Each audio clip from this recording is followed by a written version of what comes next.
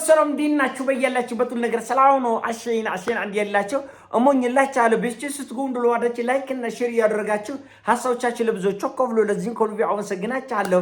ሐሳቡ ሲሞቻችሁ 2000 ላይክ እንድትገጩን በትትና አጓብዛችኋለሁ።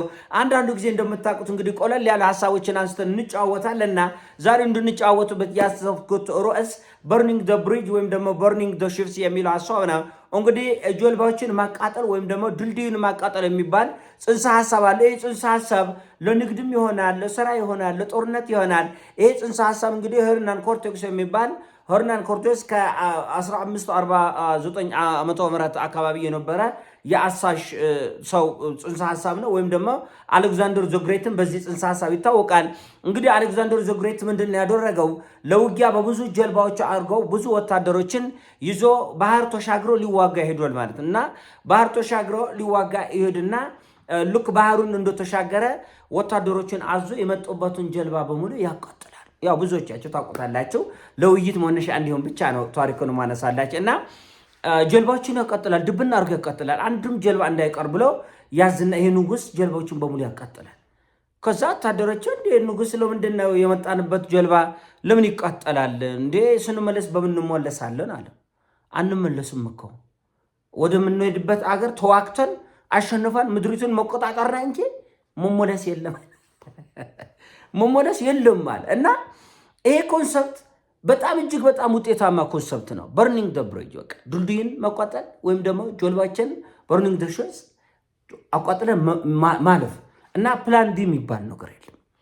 አሁን በኢራን ጦርነት፣ በሐማስ ጦርነት፣ በጋዛ ጦርነት፣ በሊባኖስ ጦርነት እኛ ሀገርም በሚነሱ ጦርነቶች እንዲህ ያሉ ሐሳቦች ይራመዳሉ እና ለምሳሌ ከ5 ዓመት በፊት የነበረው ጦርነት ኢትዮጵያ ውስጥ የነበረ በርኒንግ ዘ ብሪጅ ነው። ህወሓት ሲዋጋበት የነበረ ጀልባዎችን አቃጥሎ ድልድዮችን አቃጥሎ የመጣበት ማለት ፕላን ቢ የሌለው ውጊያ ነበር ህወሓት የተዋጋው። ለምን? ከኋላ ኤርትራ ጋር ውጊያ ከፍቶ ነው የመጣ። በጣም አደገኛ እልቂት ውስጥ ገብቶ ነው የመጣ። ስለዚህ ወደኋላም ቢመለስ ቀውስ ነው፣ ወደፊትም ቢመለስ ቀውስ ነው። ስለዚህ ፕላን ቢ የለም፣ ማሸነፍ ብቻ ነው እና በጣም እጅግ በጣም መራር የሆነ ውጊያ የተዋጉበት ምክንያት ይሄ ፕላን ቢ የሌለው ተዋጊው ጋር ከሆነ የምትዋጋው እርግጠኛ መሆን አለበት። ፕላን ቢ የሌለው ድልድይን አቃጥለው የመጣበትን ጀልባዎች አቃጥለው የመጣ ተዋጊ ከሆነ አይፋታም ከየትኛውም ኃይል ጋር ስትዋጋ። ይሄ በእኛ ሀገርም ኮንሰፕት ይሁን በአፍሪካም ይሁን በዓለምም ይሁን ፍጹም የሚሰራ ኮንሰፕት ነው። ቀለል ያለ ሐሳብ ይመስላል።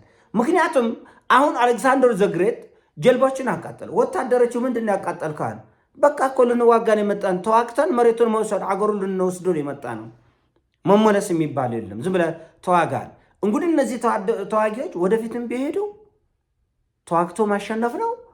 አይ ተሸንፈናል ወይ ደግሞ እንሾሻለን ብትል ባህር ነው የሚጠብቅ። በርኒንግ ዘ ብሪጅ ለምሳሌ አፍሪካ ውስጥ ብዙ ጊዜ ጦርነቶች የማይቆሙበትና ዘግናኝ የሆነ ውጊያዎች የሚደረጉበት ምክንያት አለ። ዘግናኝ የሆነ ተማሪዎች ስራ የላቸው፣ ትምህርት የላቸው።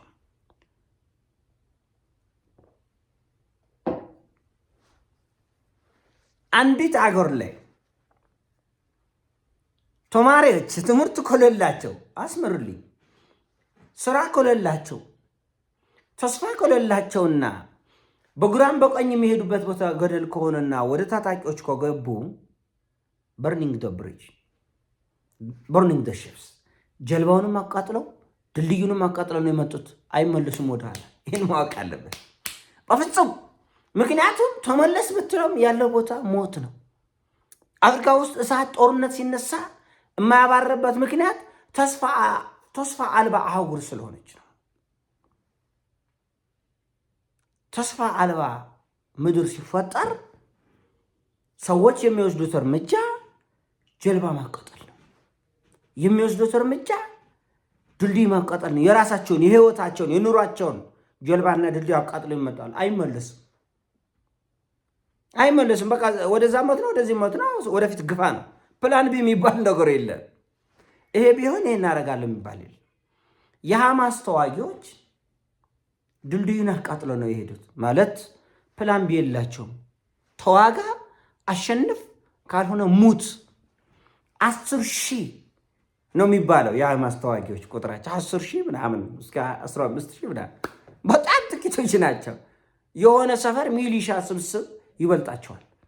ግን ድልድዩን አቃጥለው ወይም ደግሞ ፕላን ቢ የሌላቸው ማሸነፍና ማሸነፍ ብቻ አማራጭ ያላቸው ነው ተዋጊዎች ናቸው። ያሸንፋሉ።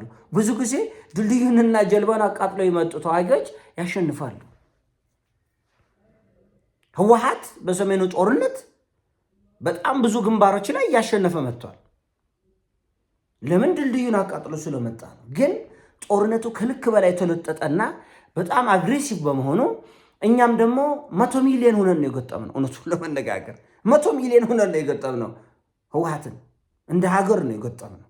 ስለዚህ በዛ ምክንያት ነው እንጂ የመጣበት ድልድዩን አቃጥሎ ጀልባውን አቃጥሎ የመጣበት ግፊቱ በጣም አደገኛ ነበር።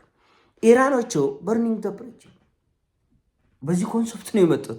አቃጥለው ነው የመጡት ድልድዩን እና ምንም ወደ ኋላ ቢልም ምንም ማመልጫ የላቸው። በነገራችን ላይ አሁን ኢራኖቹ ይህን ጦርነት ተሸንፎ በህይወት የመኖር እድል የላቸው። ተሰደም የመኖር እድል የላቸው። ማንም እነሱን አይቀበልም። እንኳን እነሱ ቆርተ ዩክሬንን ከአውሮፓ አክንቱፍ አለ። እንግዲህ በዛል እንኳን ኢራን ተሰዶ። ስለዚህ ኢራን ህዝብ ተሰዶ የሚቀበለው የለም፣ በሀገሩም ኑሮ የለም። አሁን ባለበት ሁኔታ የኑሮ ውድነት ሰቅጣጭ የሚባል ደረጃ ነው። ስለዚህ ፕላን ቢ የለም። አሁን በኢራን ውጊያ ለአሜሪካ አላት ብዙ አማራጮች አሉ፣ ለእስራኤልም አማራጮች አሉ፣ ለሌሎችም አማራጭ አለ። ለኢራን አማራጭ የለም። እና እዚህ ጦርነት ሲገቡ በርኒንግ ዘ ሺፕስ ወይም ደግሞ ብሪጅ ድልድዩን አቃጥለው ወይም ጀልባቸውን አቃጥለው እንደመጡ ተዋጊ ቆጠራቸው። አገራችን ውስጥ ግጭት ውስጥ ስንገባ ጦርነትስ የገባናቸው አካላት ድልድይን አቃጥለው ነው ወይ የመጡት የሚለው ጥያቄ ያስፈልጋል። እና ድልድይንስ በእርግጥ መቃጠሉ መረጃ አለ ወይ? ጀልባን አቃጥለው የመጡ ተዋጊዎች ናቸው እንዳልከው።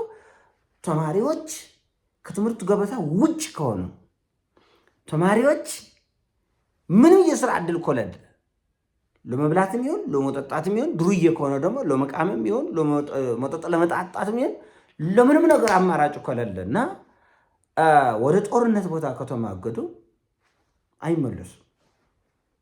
ምንም እንኳን የዛን ያክል እጅግ በጣም ውጤታማ ባይሆንም፣ ለምሳሌ ሱራቶ የሆኑ ነገሮች ወደ ጦርነት የገባ ሰው እና ኮሚትመንት ይዞ አሁን ለምሳሌ የሐማስ የሂዝቦላን ጦርነት የኢራን ጦርነት ፍጹም የሆነ ኮሚትመንት ተይዞ የተገባበት ፍጹም የሆነ እና አፍሪካ ውስጥ ለምሳሌ አደገኛ ድህነትን ይፈጥሩና ከዛ ጦርነት ይፈጠራል እና ከመረረ ድህነት ውጊያ ብገባስ ያው ነው፣ ድህነትን ይጎለኛል፣ ውጊያም ይጎለኛል የሚል በርኒንግ ዘ ብሪጅ ወደዚህም ፕላን ቢም የለህም ያለህ አንድ አማራጭ ነው። በዛ በኩል ዝም ብለህ ትሄዳለህ። እንደዛ አይነት ነገሮች ይፈጠራሉ እና አደገኛ ሀሳብ ነው፣ ጥንቃቄ የሚፈልግ ነው። አሁን አሜሪካኖቹ በደንብ አሶስመንት ይሰራሉ። ውጊያው ሲገቡ ምን አይነት ተዋጊ ጋር ነው የምንገባው የሚለው በእርግጥ ከልክ ያለፈ እብጠት እና ኦቨር ኮንፊደንስ ወይም ደግሞ ምንድነው ለራሳቸው ከፍተኛ ግምት ስላላቸው አንዳንድ ጊዜ እንደዚህ አይነት አሰስመንቶቹ ቢሰሩም ውጤታማ አይሆንም እና ይኮሽፋሉ እና ኢራኖቹ አሁን ሲያዩት ድልድዩን አቃጥለው የመጡ ተዋጊዎች ናቸው። ልክ እንደ አሌክሳንደር ደ ግሬት ወታደሮች ጀልባዎቻቸው ተቃጥለዋል። ቢመለሱ ባህር ነው የሚበላቸው፣ ውቅያኖስ አቋርጠው የሞቱት። ስለዚህ ያለ አማራጭ አንድ ነው፣ ውጊያ ያለ ከፊት ለፊት አሸንፎ በህይወት መኖር። በርኒንግ ዘ ብሪጅ ቆንጆ ኮንሰልትና እናንተ እንዴት ነው በዚህ ጉዳይ የሚያወያይ ኮንሰልት ነው በነገራችን ላይ እና እንደዚህ ያለ አሶስመንት መውሰድ ያስፈልጋል። ውጊያ ስንዋጋ ምን አይነት ተዋጊዎች ጋር ነው ሁልጊዜ የምለው ነው ምን አይነት ተዋጊዎች ጋር ነው ስንጋጭ ደን ባህላቸው፣ ሃይማኖታቸው እንደምታውቁት ኢራን ውስጥ ሃይማኖት ባህል አለ እና ሃይማኖታቸው ከጀብዱ ከአርበኝነት ጋር ቀላቅለው የሚዋጉ ሰዎች በመሆናቸው እንዲህ ያሉ ነገሮች ከፍ ያለ ትርጉም ያሰጣቸዋልና ኢራን ውስጥ መሞት ለሃይማኖት እንደመሞት ለልዕልና እንደመሞት ለሀገር እንደመሞት ተደርጎ በመቆጠሩ ምክንያት ሰዎች በኩራት ነው እንደዚህ አይነቱን ነገር በደስታ የሚያደርጉት ነውና ይሄን ያሳው ነው። አሳስ ይሞቻችሁ፣ ላይክ አድርገህ ሼር አድርገህ። ወዳቻለሁ። ይሞቻችሁ፣ ወዳቻለሁ። ፒስ